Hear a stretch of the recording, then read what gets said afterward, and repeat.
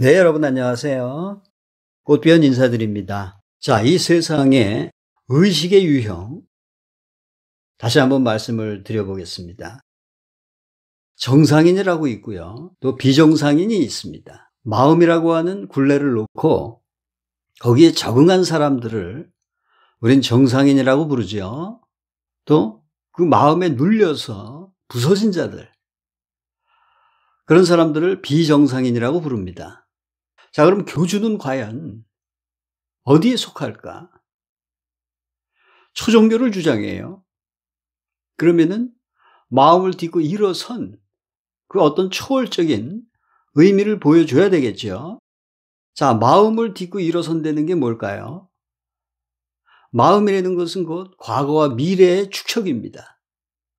시간이란 말이에요. 그러면 초시간적인 그 무언가를 보여줘야 되는데 현재를 부정하고 있잖아요. 자, 마음을 딛고 일어선다는 얘기는 현재를 인식해야 된다는 얘기죠. 마음이라는 게 과거와 미래 아닙니까? 그럼 초종교를 지향한다면 이 현재성을 강조해야 되는데 현재는 과거와 미래 사이에 끼어있는 꼽사리라고 주장을 한단 말입니다. 그리고 정각을 부정하죠. 그렇기 때문에 이 교주는 절대로 초월적인 존재가 될 수 없다는 얘기입니다. 마음을 초월한 상태가 아니에요. 그렇기 때문에 마음에 적응을 했건 적응을 하지 못했건 그 둘 중에 하나입니다. 그럼 교주의 지금 상태는 굉장히 심각한 겁니다. 마음에 눌려서 부서지고 있는 상태란 말입니다.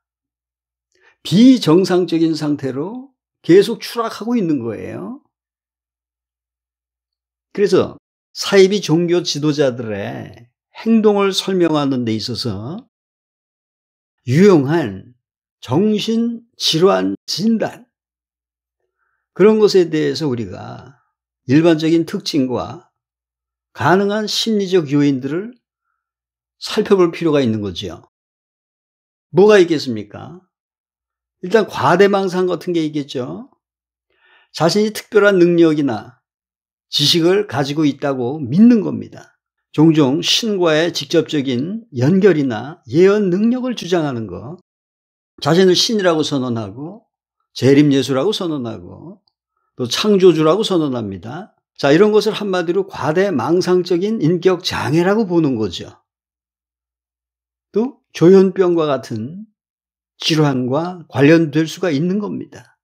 조현병이라는 것은 현실과 이상을 구분하지 못하는 이 심리적인 장애의 상태입니다. 나르시시즘이라고 있어요. 이건 뭐냐면은 자신을 중심으로 모든 것을 돌립니다.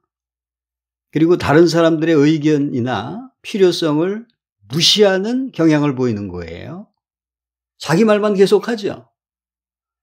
상대방이 무슨 말을 하면은 못하게 합니다. 계속해서 자기 말만 반복해요. 이것을 나르시시즘적인 인격 장애와 관련을 지을 수가 있는 겁니다. 그 다음에 조종과 착취. 추종자들을 조종하고 자신의 이익을 위해서 착취하는 행동을 보입니다. 이것은 반사회적 인격 장애와 관련될 수 있고요. 도덕적인 규범이나 사회적 규칙에 대한 무시를 보여주는 거죠. 도덕적 규범도 무시하고 사회적 규칙도 무시하고 있죠. 자기 마음대로 여성의 신체를 더듬고 그것을 마치 지구한 에너지를 넣어주는 의식이라고 이렇게 주장을 합니다. 자, 그것은 절대로 정상적인 과정이 아니에요. 그렇다고 초월적인 경지도 아니란 말입니다. 초월성이라는 것을 입증할 수 있는 어떠한 여지도 없기 때문이에요. 말은 초종교지만은 이자의 의식 상태는 절대로 초월적인 부분이 없다는 얘기입니다. 자기 마음대로 하는 것을 자유라고 선언하고 있잖아요, 일단. 자, 마음대로 하는 것이 자유다. 그럼 마음 안에 있는 거잖아요. 초월이라는 것은 마음 바깥에 있는 거거든요. 마음대로 해봐야 결국 마음 안에 있는 거예요. 그것을 초종교라고 볼 수 없겠죠. 현재를 부정하고 정각을 부정하는 것 역시 마음을 초월한 상태가 아니란 얘기입니다. 어떠한 초월적인 요인도 없는 거예요. 그러면 그것은 마음에 적응하거나 마음에 눌려서 부서지거나 그 둘 중에 하나일 수밖에 없는 겁니다. 그 다음에 뭐가 있습니까? 권력에 대한 욕심이 굉장히 크죠. 절대적인 권력을 얻고 유지하려는 강한 욕망을 갖고 있습니다. 자, 이것은 다양한 정신질환이나 심리적인 특성과 관련될 수 있는 사항입니다. 그 다음에 사이코패시라고 있습니다.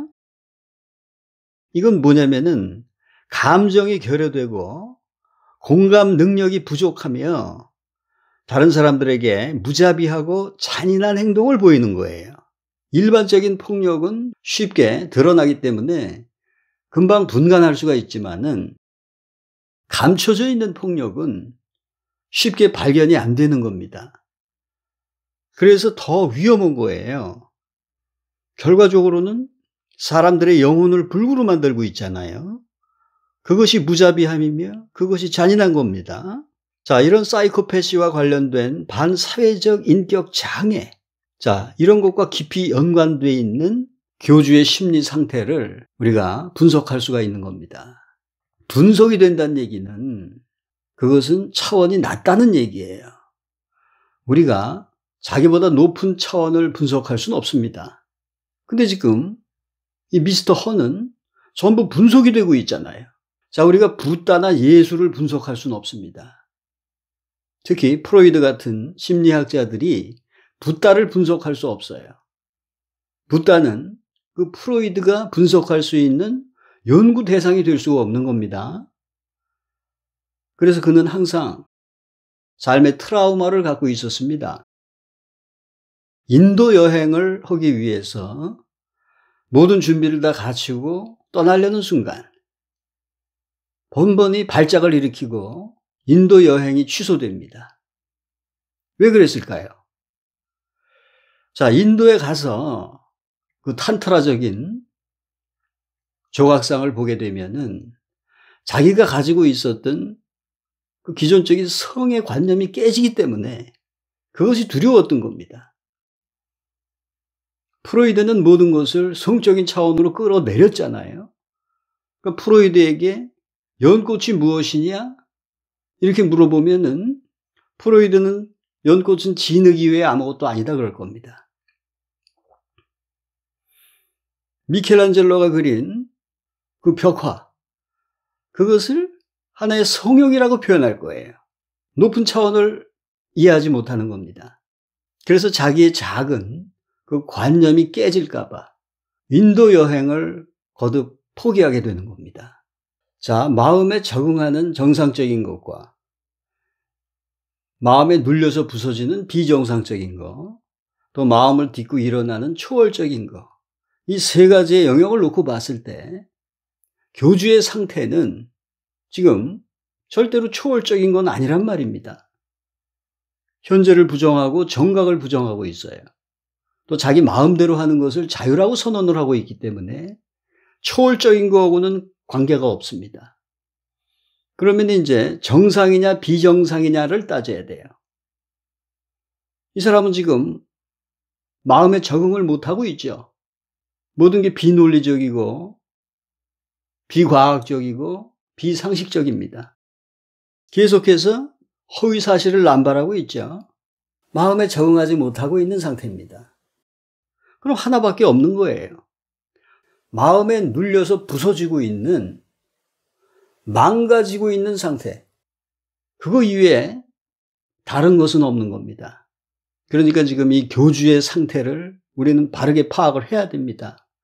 그럼 그런 사람으로부터 나오는 모든 에너지가 그게 정상적일 수 있겠느냐.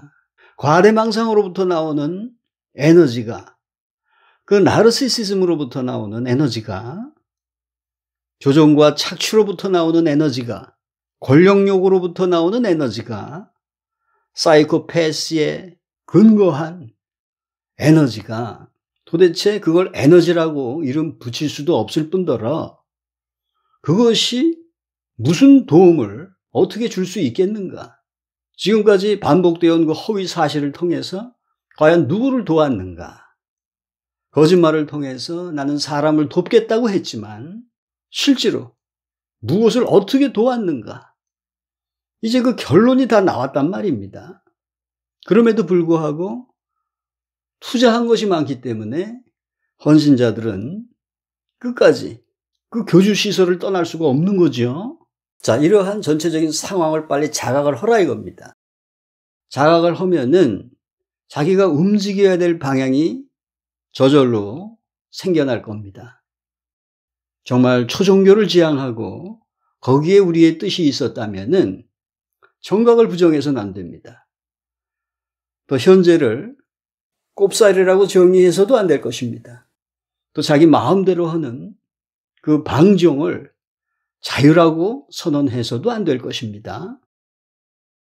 그 전체적인 오류를 바로잡고 진정한 초종교의 의미가 무엇인지를 탐구할 수 있는 그러한 새로운 계기가 마련될 수 있다면 그동안의 시련은 나름대로 그 희생에 대한 대가를 치르는 것이죠.